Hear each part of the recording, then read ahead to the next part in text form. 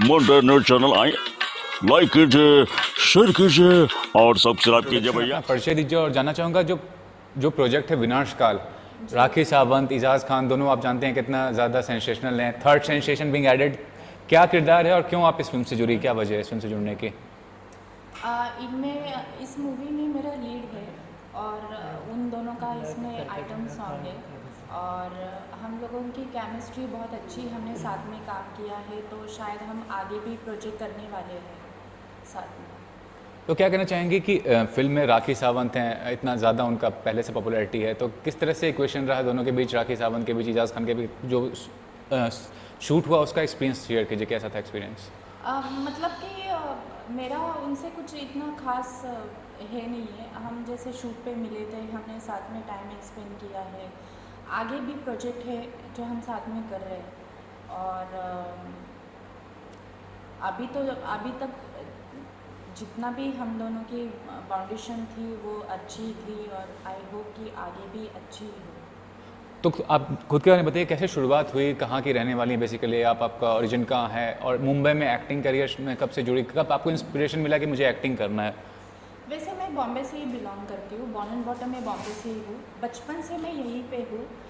वैसे मैं पैदा पूना में हुई हूँ लेकिन बचपन से मैं यहीं पे हूँ और शुरुआत तो मेरी लाइक ऐसे ही हुई थी एज ए एक्टर और अभी जस्ट मुझे 3 साल हुए हैं इंडस्ट्री में आके और मैं कर रही हूँ काम, जैसे अच्छे प्रोजेक्ट, मतलब मुझे कोई भी ऐसे जैसे इंडस्ट्री में लोग पॉपुलर होने के लिए काफ़ी कुछ करते हैं, एक्सपोज वगैरह, बट मुझे ऐसा काम बिल्कुल पसंद नहीं है। मैं अपनी तरीके से काम करना चाहती हूँ जो बहुत डिसेंट हो, लाइक जैसे साड़ी है, मतलब साड़ी में जैसे आर्टिस्ट काम करती है टेलीविज़न में, लाइक वैसे मैं काम करना पसंद करूँ। तो कुछ बताइए, शुरुआत कैसे हुई आपकी, कौन सा प्रोजेक्ट था पहला जो आपने किया, और विनाश काल में जो आपका सॉन्ग सीक्वेंस है, कौन सा सॉन्ग सीक्वेंस है वो? शुरुआत तो मेरे साउथ इंडियन मूवी से हुई है।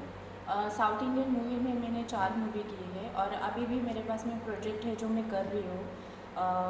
एक्चुअली लॉकडाउन की वजह से सब बंद हुआ था तो इस वजह से नहीं कर पाई, तो अभी मेरे पास में भोजपुरी भी प्रोजेक्ट है और मैं सब कुछ करती हूँ, जैसे साउथ इंडियन है, भोजपुरी है, हिंदी है।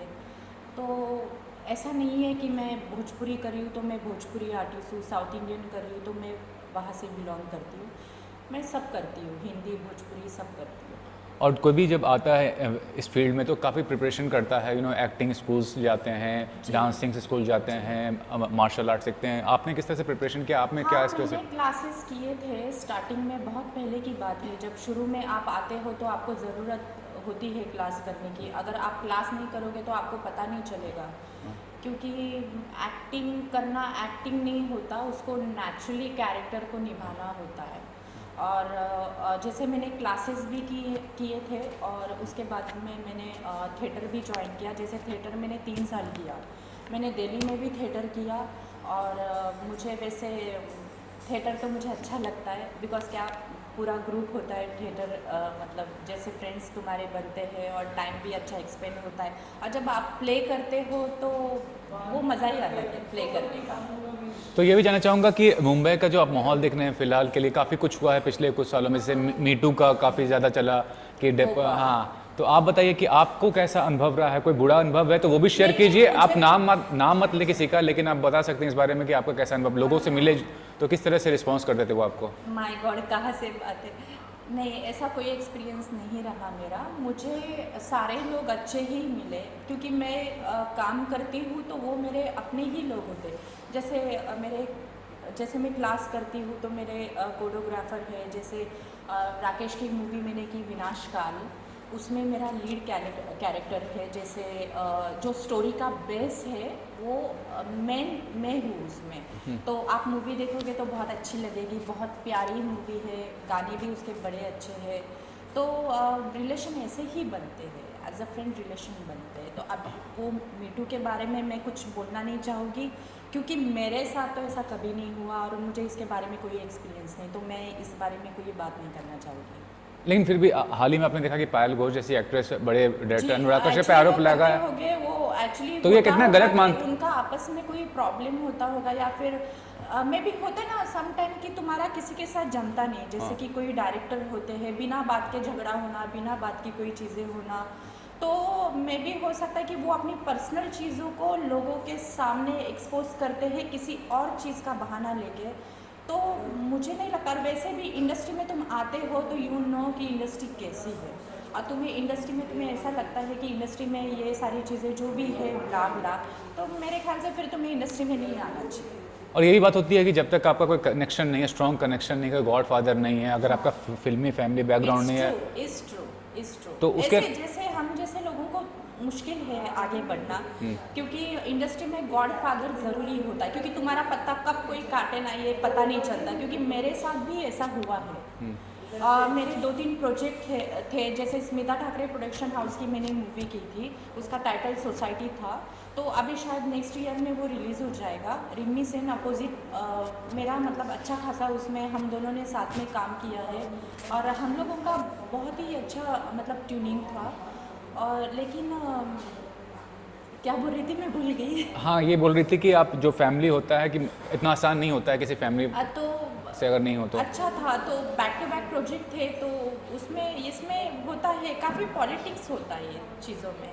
तो ये भी जानना चाहूँगा कि अभी का जो दौर चल रहा है OTT प्लेटफॉर्म वेब सीरीज़ वगैरह का काफ़ी बड़ा, जी। तो इसके बारे में क्या कहना चाहेंगे? कुछ तो काफ़ी अच्छे भी बन रहे हैं। वेब सीरीज़ बिल्कुल पसंद नहीं है, क्योंकि मुझे वेब सीरीज़ के आते हैं ऑफ़र काफ़ी, बट वो स्टोरी सुन के और फिर वो एक्सपोज सुन के, इससे अच्छा मैं घर बैठे रहूँ। I am very happy.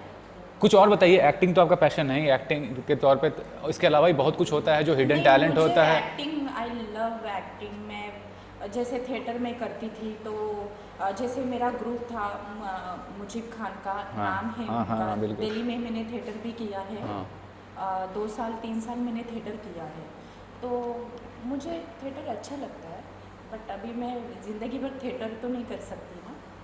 आगे की चल के क्या प्लानिंग है आपका? किस तरह से अपने कैरियर को देखना चाहिए? किस तरह का किरदार बेसिकली आपको इन्फ्लुएंस करता है? कोई ऐसा बड़ा स्टार होगा जिसके साथ आप स्क्रीन पे शेयर कर सकते हैं? बेशक मैं करना चाहूँगी। मैं बहुत साफ सुथरे रोल करना चाहूँगी। हाँ। जैसे कि अगर मुझे मतलब बोलना नहीं चाहिए पर मैं बोल देती हूँ, अगर मुझे साड़ी पहन के भाभी का भी रोल मिल जाए, हाँ।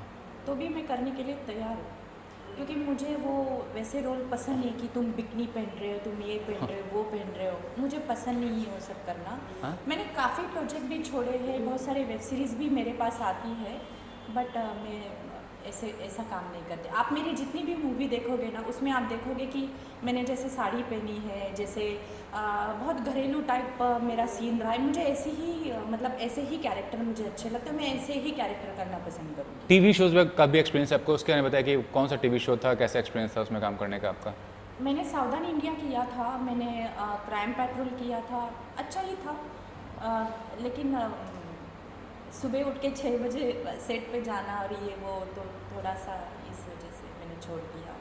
ये भी जानना चाहूँगा कि जो फिल्म कैरियर होता है वो बहुत शॉर्ट टर्म होता है, तो आप क्या मानती हैं कि एक अल्टरनेट रखना ज़रूरी होता है, खासकर नहीं, अगर ऐसा कुछ नहीं। कौन कहता है कि शॉर्ट टाइम, वो उनका होता है जो हमेशा लीड में आना चाहेंगे, उनका होता है जो स्टार्टिंग से ही उन्होंने बहुत अच्छे लेवल पे काम किया है, जैसे हीरोइन का काम किया है। हीरोइन तो हूँ मैं, बट कैसे एक्सप्लेन करूँ कि स्टार्टिंग से ही उन्होंने जैसे मतलब किया है, उन्होंने हाँ, राइट। अच्छी तरीके से काम, जैसे आते ही हीरोइन बन गई, आते ही ये सारी चीज़ें उनके लिए डिफ़िकल्ट होता है।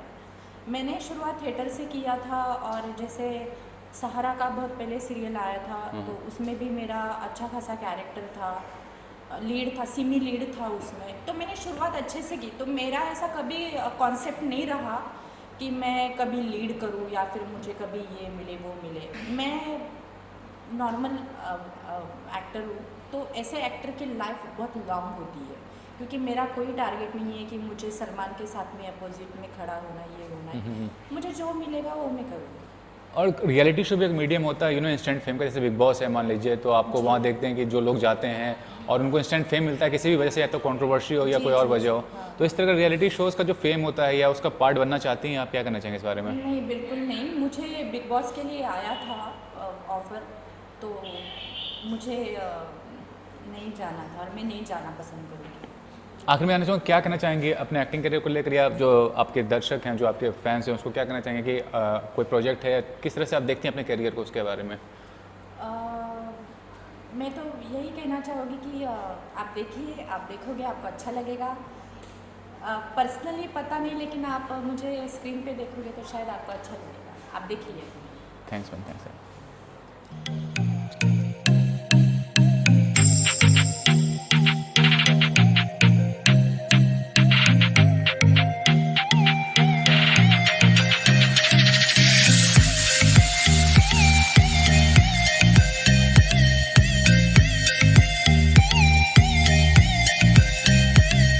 अरे भैया मुंडा न्यूज चैनल आए, लाइक कीजिए, शेयर कीजिए और सब्सक्राइब कीजिए भैया।